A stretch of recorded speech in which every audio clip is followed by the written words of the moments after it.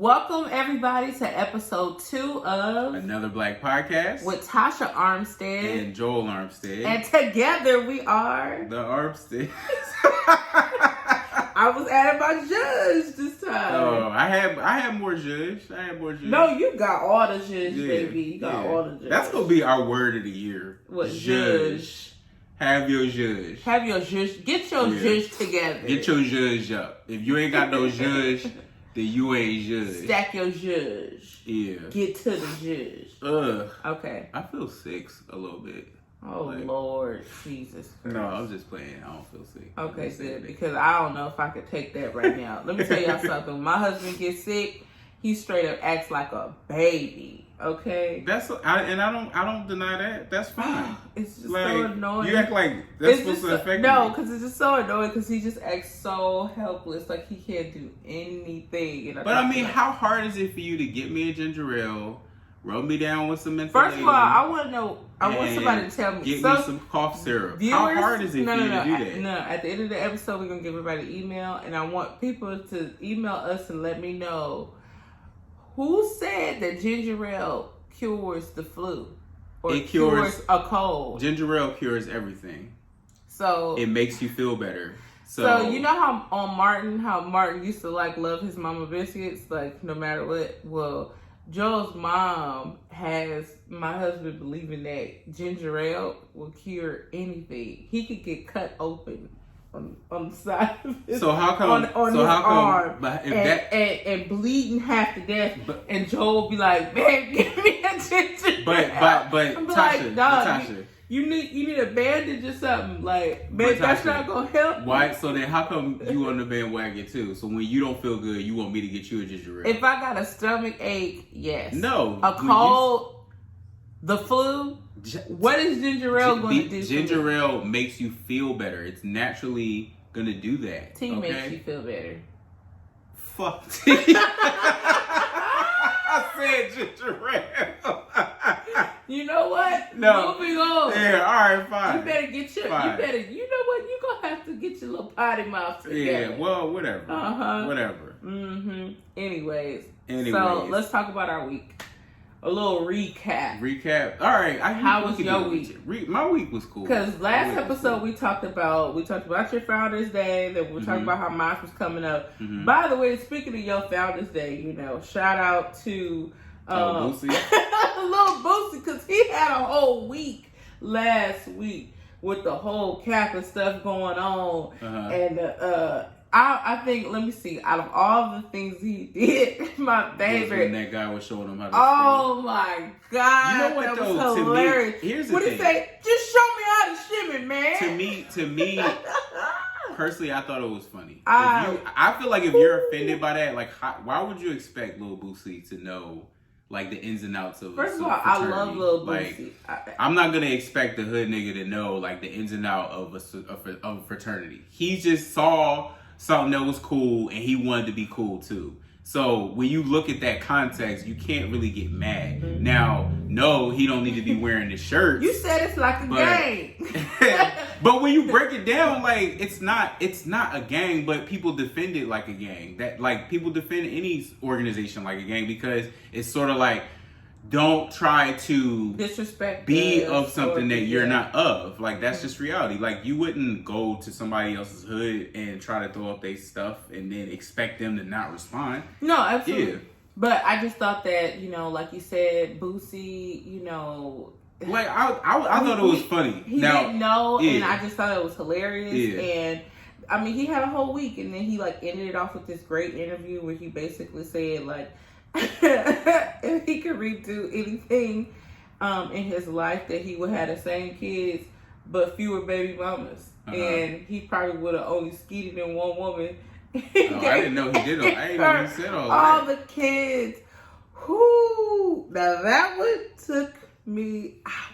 I didn't know he said all that. I didn't cover him that hard. It was, but oh my God! But it was after the Kappa stuff, and it was just so funny because he was in a serious interview, and so this was when he could have gave a more meaningful response. This is what he chooses to say, essentially, and it was hilarious. Okay, I cracked up. I probably watched that video about 10 times. I believe you. I probably would. I believe you.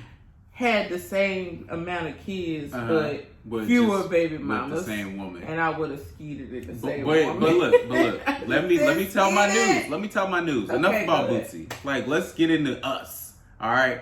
So, this past week, I was blessed enough to book a commercial agent. Yes, you were. For the first time ever. Mm-hmm. That's my first representation I've ever had. Y'all. I'm just so excited. And I'm super excited. And I can't wait to get out there because it's time. 2020 is the year. Everybody puts all this extra stuff on 2020. And I think it's starting to work. Yeah. Because, yeah. Like, the floodgates are open. The floodgates are open. And the blessings is just coming on down. Yes. Now, how about you? What was your week like? My week was pretty good. Like we said last week, I was gonna do Founders Day, so I hadn't gone to like really any, Greek parties or done any of that. So technically, this was like really my first Greek party, to be honest, and it was great. I had a really good time. I enjoyed myself. I had fun. With my sayings that day, we really got to spend more time with each other and. With everybody being busy and working and kids and whatever, traveling, whatever they're doing, it was just nice to have that shared moment. And then also all my friends like that had, known about my journey to Delta, like really, shout me out and wish me happy Founders Day, which is something I was not expecting. It was almost like my birthday. Well, I expected it. It was your very first Founders Day. Like, you gotta think about that. Like, yeah. It's not like it was just any old year. Like, happy Founders. Like, for me, it's like Happy Founders Day. That's it. Yeah. But it's for you. It's like that was your very first one. Founders Day. People were happy because a lot of people know your journey, your story. So it's just more of that, them being happy with you, like for you and with you from a distance. Yes, no, and I was excited about that. And for if anybody didn't get to the first episode, it did take me about 10 years.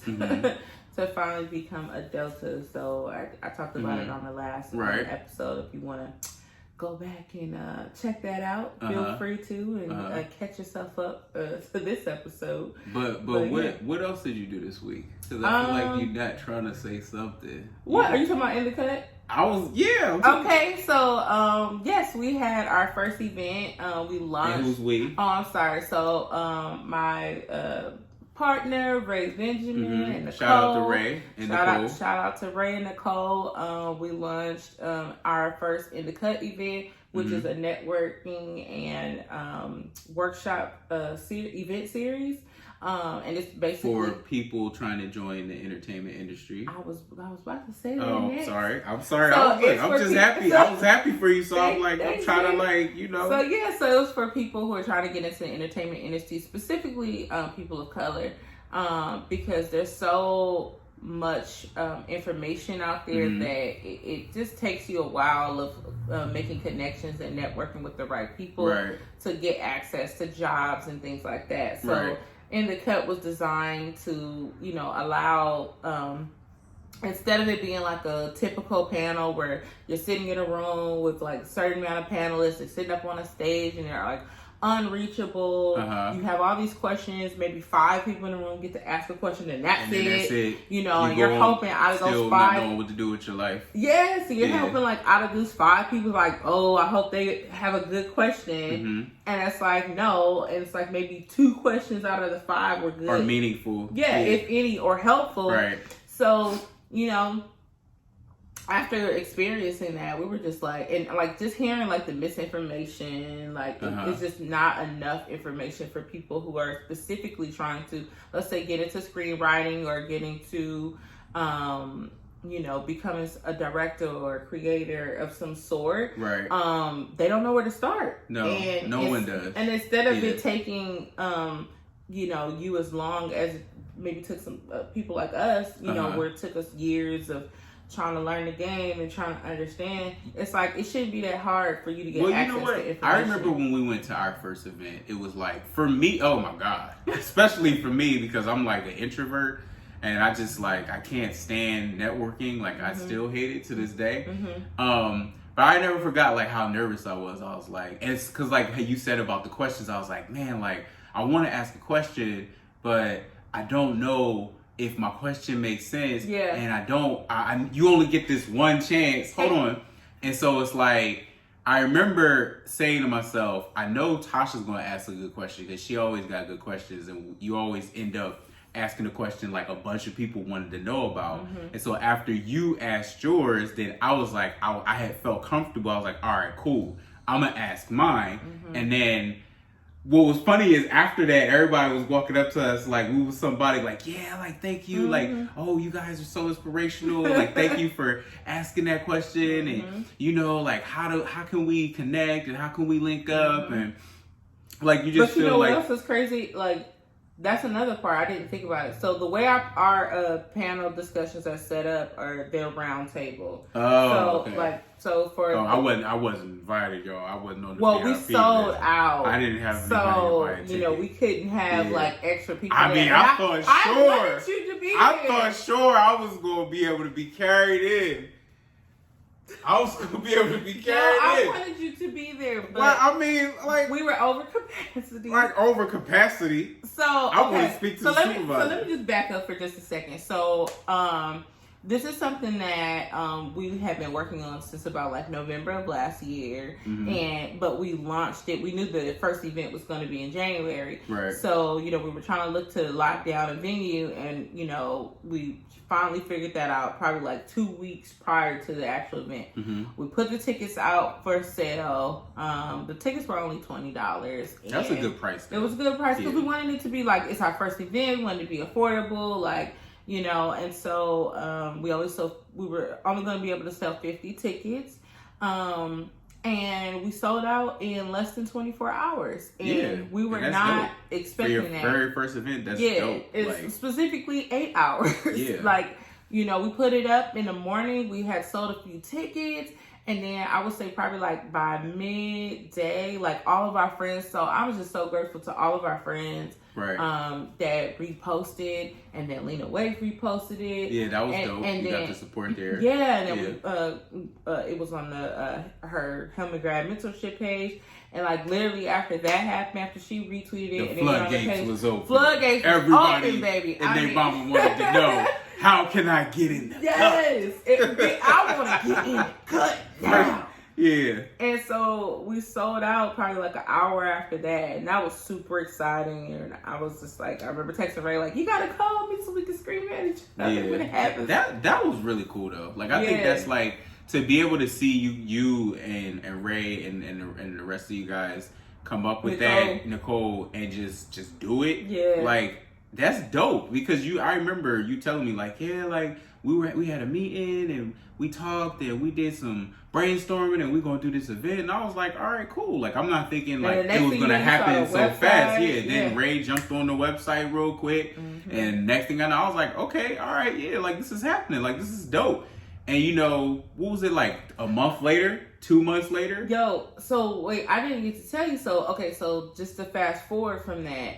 Okay, like yes, and 2 months later we launched the event series, and so yeah, we sold out, and then this one girl, I'm not gonna say her name, but the craziest thing. So you know how you're from Philly, and she was from Philadelphia. She sent me a DM. It was so crazy. People were like, after we had sold out, people were DMing us, people were emailing all crazy, like how can we get to this event? And so it was just crazy for it to be a first event and like already having to turn people away, like that is just wild. So you turned her away? No, so she DM'd me and I was like, she said, hey, you know, I'm flying.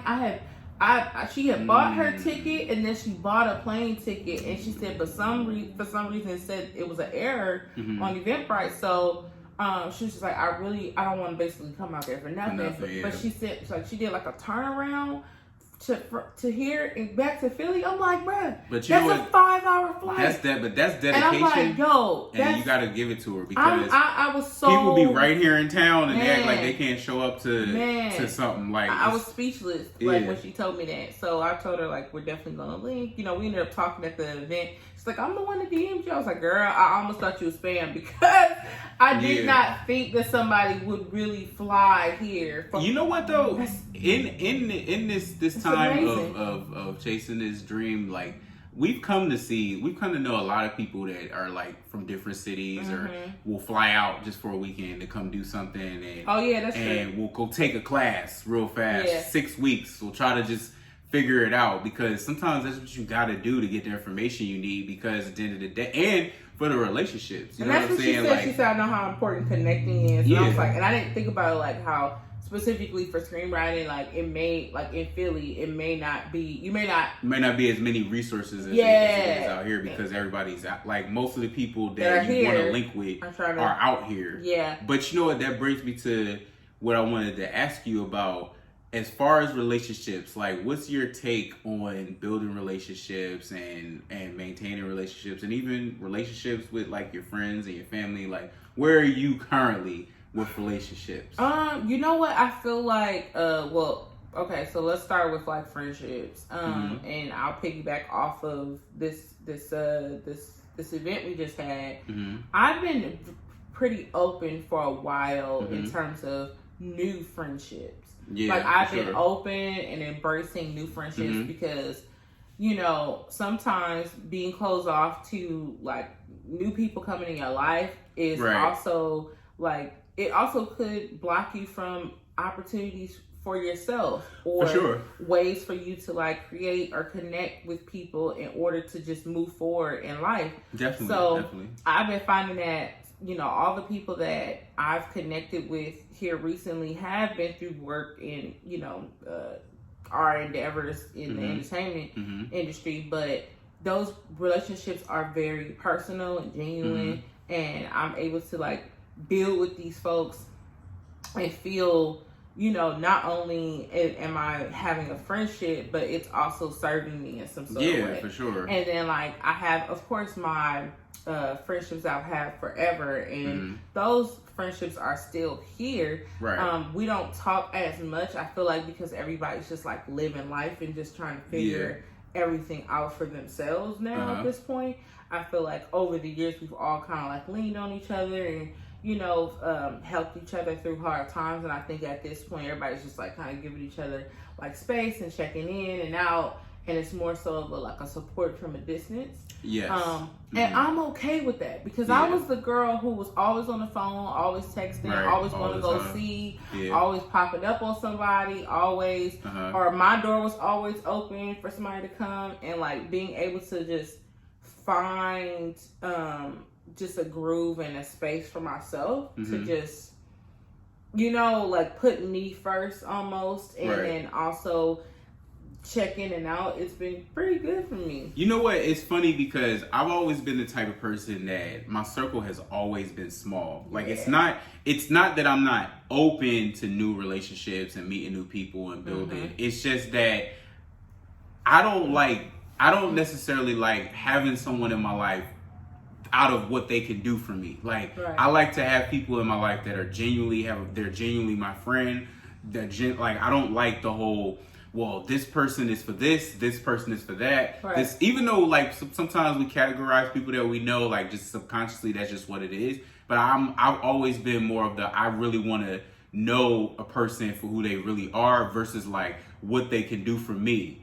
And because of that, most of the friends that I have that are like, we're like super close, and we may not necessarily always talk like that, but it's typically because they're busy and they're doing the same thing I'm doing, or, you know, they have their own lives. But when we see each other, it's always all love. And it's never, you know, any sort of like, oh man, like you have to question if this person is your friend. You know what's so crazy? I said that to someone at the event, and I was letting them know.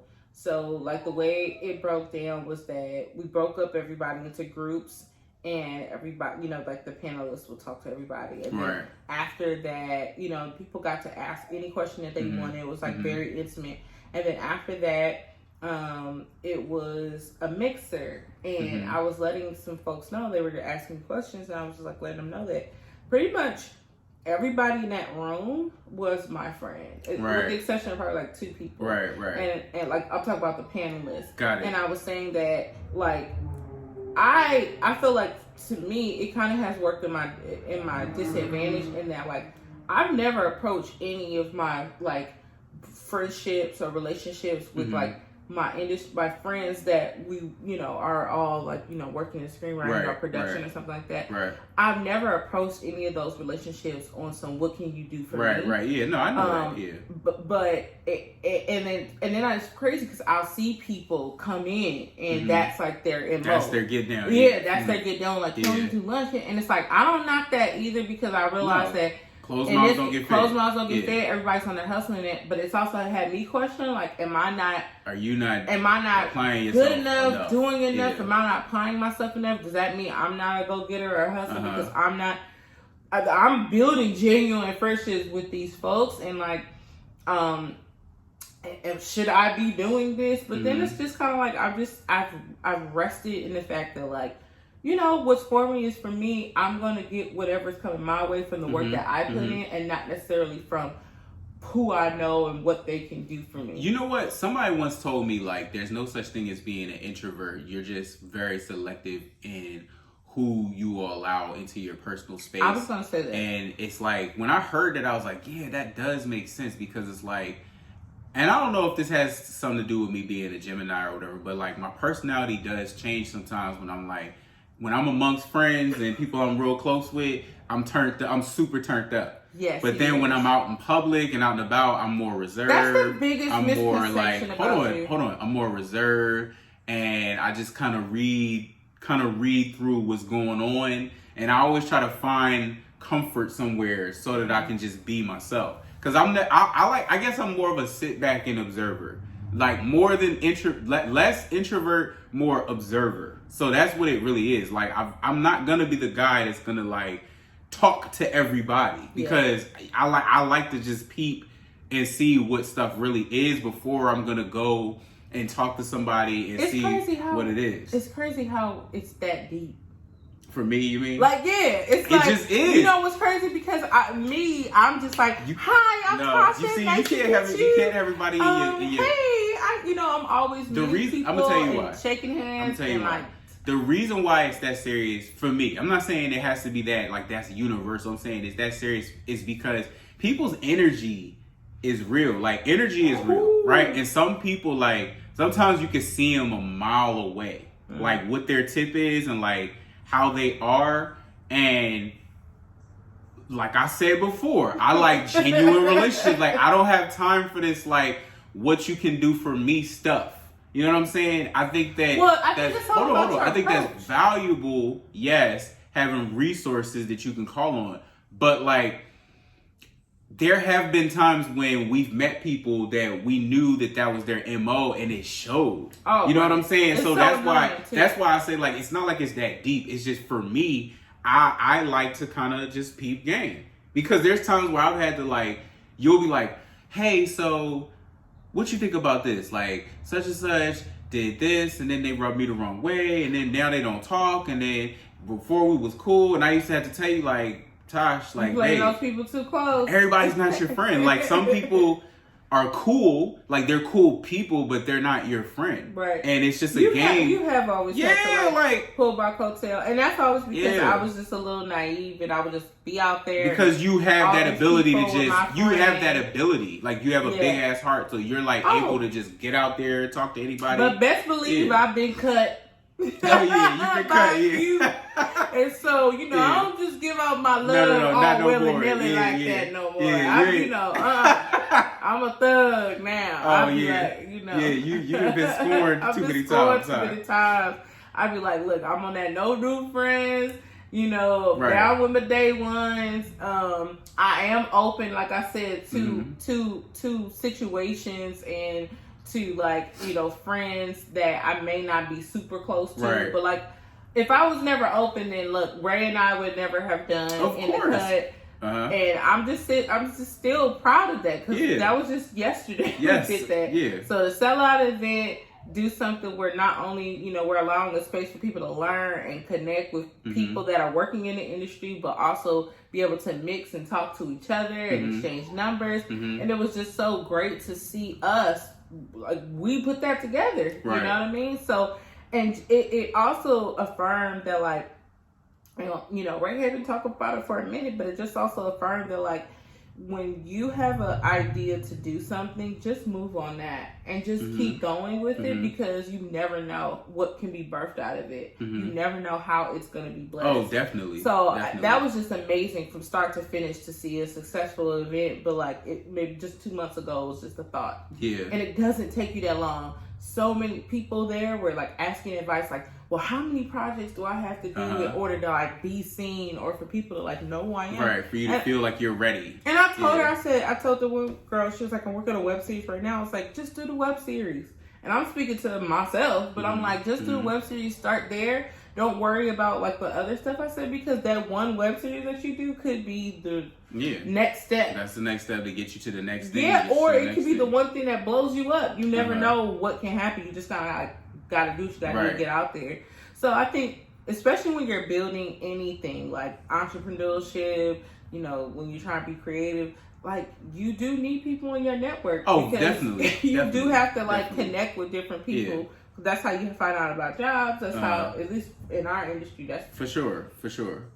But you know what? I want to shift gears for a moment. Like, we're gonna keep talking about relationships, but I'm going to switch it over to like, let's talk about like the family side. Like, for example, like this year, well, I don't like to say this year because it's still January, but like at the latter half of last year, I had told myself I wanted to be more present in with our kids, and like, because like we used to do daddy-daughter days and all that, and we would spend time and we would hang out, and then I guess I got so sidetracked, you know, with my own missions and stuff, that we haven't done that. And I know like Amaris will ask like, Dad, or Sanaya even will ask like, you know, how come we don't like go hang out anymore? Like, how come we don't do daddy-daughter day anymore? And I was like, you know what, Dad, like, I do need to get back to that, because I don't want to lose that closeness that we've had, that we built over all these years since they were little, because I have all these ambitions and dreams and aspirations, and you know, it's really just balance that I have to kind of like,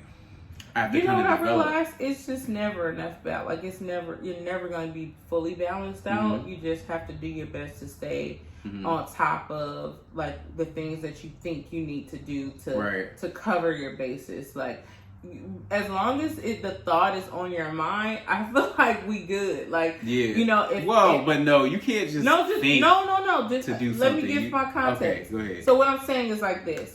When you think about it is when you do it. But when you don't think about it at all, it ain't gonna happen. So if you ain't checking for date night, we ain't going out on any dates. Oh, well, I was talking about the kids. No, so you gonna talk about date night. I'm just saying. Okay. If you're not thinking about your kids, like, oh, I need to spend time with my kids, I want to go watch a show with them, or cook dinner with them, or I want to do something with them, you're not gonna do it, because it's it's not even a thought. Yeah, it's not even an afterthought. It's just But you know what? I've always been the kind of guy that, like, I love, as much as I talk trash about my kids, I love hanging out with them. Like, we'll sit and we'll watch their little shows. Like, now our new show is Kipo, the little the little animation. It's like that show is fire, because it's a little black anime. Yeah. Like, the little girl is purple, but she's mixed. Yes. And her daddy is black. The kids say her dad I look like their dad. That's funny. Yeah.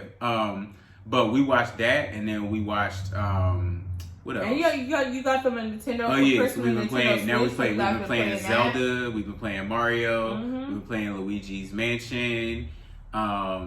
And we haven't. You know what though?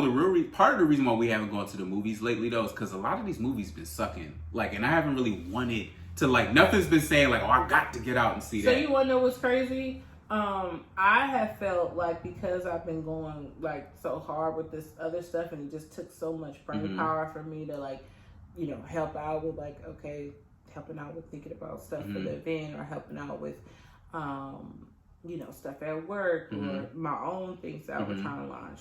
Us even starting this, you know. Right. I had just been feeling like I hadn't been thinking about spending time with the kids. Right. Like, I felt like it was taking so much of my mind to figure out all the other stuff that I felt like by the time it came to the kids and like extra time, not just time where we're talking and you know what I mean, going over their day or their week or whatever like that, but I mean like you guys playing the game and you know, or watching cartoons, it's like I'm burnt out by that time. Like even yesterday when I came home after doing the event, I like sat there because I was like, I don't want to go in the room because I want to be here. I want to be present. Right. And like 2 minutes later, I was knocked out and snoring. Right. And I woke up 2 hours later, like sitting on the chair, and I was just like, but you know what? That was an eye opener for me because I told myself, I was like, sometimes we beat up ourselves because we're not specifically where we want to be in life.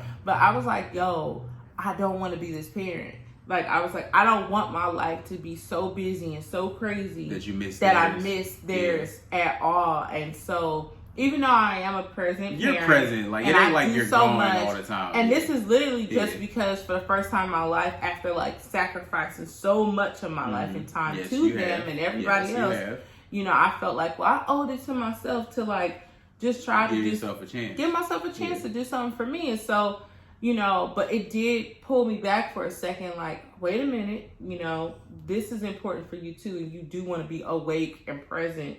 You know what though? But see, now here's the thing though. So yes, with all that being said, I'm auxiliary parent. I'm like the substitute. So when you're not here, I constantly get reminded that I don't need to be left with them because it's like I could take them to the moon. We could go to Mars. Somehow, some way, America's gonna hit me. Where's mommy? Where's mommy? I'm like, you're not having fun? You're not having a good time? I am, but I just want to know where she is. You know what's crazy? Oh, okay. They never ask about you. Yeah. I'm just saying, no, they ask about you. I'm like, but it's like, we could like legit have just had a ball. Like, you could have just walked out the door. Where's she's go? Where's mommy going? Where's mom? Where's mommy going? Now, Sanaya doesn't do it as much because she's older, obviously, so she knows, like, she obviously knows where you went. But Amaris is like, it's never good enough. Like, if I'm here holding it down, I guess in her mind, she knows that's not enough for her. I need mommy. But that's because that's my baby. That's my road dog. That's your daughter? Yes. Yeah, we each do have our daughters. So Naya looks like me, and Amaris looks like her. Yes. And so, but you know what was cool? The other day, I had to go. So, you know, Sanaya, she's 12, and she's getting older, and she's growing. Yeah. And so, I had to take her the other day to go, you know, shopping for bras, you know, underclothes. Yeah. And it was crazy because at that moment I recognized, like, damn, like, I pretty much have a pre-teenager. Like, and I was like, damn, I ain't got my gun yet. Because I was like, man, let me tell you. Crazy. And then, like, we were going to J.C. Penney's, and I was like, oh, Mom, where we go? Like, I was like, oh, it's a surprise. And so we go, and we go through the whole process because they have to, like, size you and stuff like that. And it was just like, I just was like, I'm 33 years old, and I'm doing this right now. Right, it was, like, surreal. Like, you know, being a young millennial parent, when the kids are younger, it doesn't hit you like that. No, you know, you're still partying and having a good time. Yeah. Oh, maybe that's just us. Yeah, we just wait. Hold on. Because when they were little, we did not party at all. Well, I'm saying our version of party was in the house. Yes, like, but I'm not even saying still, going out. I'm like, version. No, but I was just kind of like, damn, like she's getting older, like. Soon she's gonna be in high school. I'm just gonna say grade this. Right now. She's gonna graduate and go to high school next year. I'm just gonna say this, what? Bruh. She better not come home with nobody talking about, hey, Dad, meet insert whatever the little boy's name is here because I don't want. I'm like, no. Well, no. I mean, I think that's like really far from now. Unless we're talking 25. I don't want to meet him. You know what? It's crazy because it's just kind of like that's a whole nother topic and discussion about the kids and them growing up and like that being a case, because your badass had girlfriends in high school and all that. Not like that. Or you was Not talking like to people in high school. So, you know, but I was but the difference is I was a good kid. Okay. Like these kids now are bad. And it's like when you see these little boys, that's true, because everyone knew. Like for real, when I see these little boys in the streets, like I just be wanting to swing on them. Like off top, I just want to swing. Well, because you pull up. Because for one, they already looking at you crazy when you get out the car. They sizing you up. Oh, Sanaya, you about to leave? Go ahead, get your stuff. And I'm like, who is? I don't need you to announce my presence. Like Sanaya, your dad here at the after school. Right. Like, yo, did I ask you? Who is you? But I think it's just like the random little kids. But I'm just saying, like, I don't like them. I don't like them. Okay. None of them. All right. Well, I'm talking about it. Better not be no science project. It better not be no nothing. You ain't. She can't even do a science project. It better be with her little homegirl. All right. Well. Yeah, we'll figure that out. We'll talk about that on a whole nother day. Yeah. Okay, so like let's back it up for a second. So we talked about relationships, like what you think about like friendships and where you are with friendships, and also like relationships with our kids. How do you feel about your relationship with yourself? You know what? That's deep. Yeah. You know what? Because that's what I've been thinking about a lot lately. How I feel about myself, because I've been on a journey to T. Yes. And it's like, how I feel about myself right now in the year 2020, I feel great. Yeah. Like, from 1985 to 2020, I felt bad.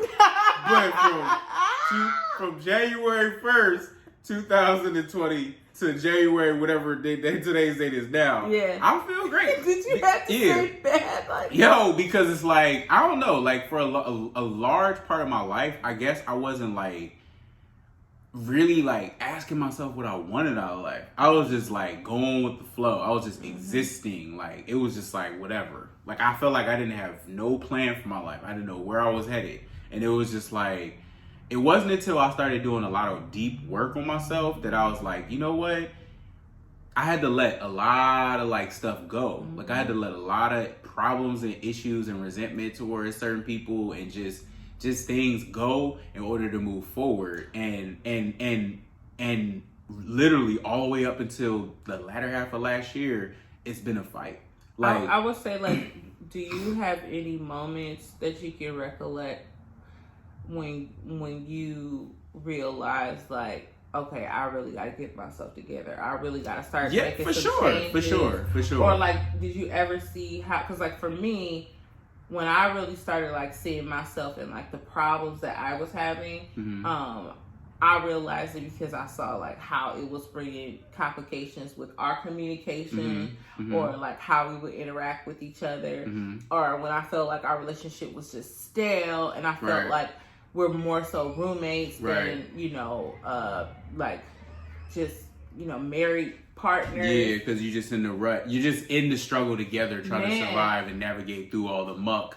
And that was a huge part about why, like, I felt like crap for so many years because, like, the thing, like, actually, it's funny. One of my LBs, Kyrie, has said this to me one day, and he was like, if your biggest problem is money in your relationship, like you're in a good place. And at the time, like I wasn't trying to hear that because I was tired of money being the biggest problem because it's like, all right, we love each other. Like we've been together for a long time. Like, yeah, we go through stuff. We've gone through a lot of trials and tribulations, but I'm tired of being broke. Like I'm tired of like not being able to say like I'm the man of the house and feel that way. Like having to have you work and me work and us still not necessarily be able to set the world on fire, like that affected me for a long time. And it's not like oh, anything is different, but it was like my mind space is different and how I look at stuff now is different in that. That's crazy when you're working your ass off and you're still you still broke. And a lot of it, yes, a lot of it is like obviously toxic behavior that you gotta look at yourself too. A lot of it is toxic behavior. Some of it is just ignorance. Maybe you're eating out too much. Maybe you're drinking too much. I mean, maybe, you're not taking enough time. Maybe you're just not being honest with yourself. Like, yo, maybe you really just are not good with money. And you just really need to like get educated on what you need to do to get good at it and stop the generational curses that your family has gone through. You know what blessed me? So I listen to a lot of podcasts, and I was listening to Kevin on Stage and Melissa the other day. And they were actually wait, hold on. I was listening to Kadeem and DeVale's podcast, and Kev on Stage, and Melissa were on their show, right? And so they were talking about marriage and all that jazz, and they were talking about like Kev on Stage was talking about how because they kind of grew up like in the church and stuff like that. Like let's say his pastor told him about like being very traditional, right? And like how you're the man of the house. Like, I saw that. You heard that? Yeah, I heard my God, it was so good. And then he was talking. And about I can say I was very similar to what Kev said as far as being the head of the household, and you just listen to me and follow me blindly without questions. That was something that I struggled with for a long time, because I think a lot of people don't understand what being the leader of the household what it really looks like. And I think a lot of men in particular, that is their version of what it looks like. Like, you listen to me, I make all the decisions, and you don't question me. And I pay the bills. And I pay the bills, blah, blah, blah. And I think it's only because no one really breaks it down to you, like, how it's supposed to go. Like, you just kind of use whatever you see as an example, whether it's like your parents or your grandparents or whatever's in front of you is what you typically model yourself around. Or how you interpret that. Like, some people don't get any context, don't get a reference. It's just like, oh, okay, well, this is what a man is supposed to do, so I'm going to go and do that. But then also, I think some stuff is based on the time that you're in, too, because, like, in 2020, it's not as practical to just work by yourself as the male, and your wife is at home taking care of the kids, and that's just what it is. That is not an easy thing to do in 2020. No. Even if you do make good money, because it's like the cost of living is really, really, really, really high. And I think that in truth, it's like you gotta just do and apply what works for you in your situation, and you can't really let what other people are saying or what they believe run your household and what you do, because at the end of the day, it's y'all two. So, but I tell you right now, your girl's tired of working. I mean, obviously, but I'm just saying, I'm just saying, like how I have been feeling lately. I guess that's why I've been pushing even harder these days to figure out my way in creativity. It's just been because I, as much as I love helping people, as much as I love giving back to my community, as much as I love, being able to be, someone who's been in a position before where you fell on hard times and needed to have assistance, and you needed someone that was going to understand, right? When you're dealing with people like that. And I'm speaking of the welfare, system. And that's one of the most tender times to ever experience in your life. I'm grateful to have played a part in that. Yeah, for sure. But at the same time, it's also draining. It's draining. It's draining to listen to people's problems all day. Oh my God! Yes, it is. Literally strips you of your creativity, or anything extra that you could have. Right. When you get home, you just want to sit down. Tired. You're worn down. So that's just what it is for me. I'm just kind of like in a place where I understand, but I also understand that like we have goals, and and that's more what I'm talking about. Like when you have goals that are like along the same lines, like you can't apply that to your model, because like for you're trying to get into comedy. You understand what I'm saying? And for me, I'm obviously trying to get into television and film, and so it's like the man makes all the money and the woman's at home, that doesn't even work for our situation because we have a different goals that we want to attain. Like I said, back then, there wasn't nothing for you to do but work your whole life, 40, 50 years, and that's it, and have some babies. That's it. And then the generation after that, it was go to college and your life will be better. Yeah. Then they lied and told us that, and that wasn't the case. So it's like, at the end of the day, every situation is situational. Everybody's relationship or marriage or whatever is based on what works for them. And you got to do what works for you. You know, so we've been trying new things and switching it up a little bit. And I think, like, I felt like pretty good about it. Like, I felt like we're moving in a positive direction. We are just working on our communication and our relationship with money as it pertains to how we make decisions together, so that we can, you know, just keep going and start like leveling up, and you know, in our financial literacy or our financial status. That's where it starts. Just knowing is where it starts. So with that being said, I would say that our relationship with money is improving. Because we did say, hey, we want to secure the bag and like actually secure it this time. You know, so I'm excited about that. Let's see. I think that's probably a good end point. Well, I think that's it. Yeah, I think we covered it. All right, so we're gonna catch you guys next week. Episode 2, we're gonna catch y'all next week. Peace.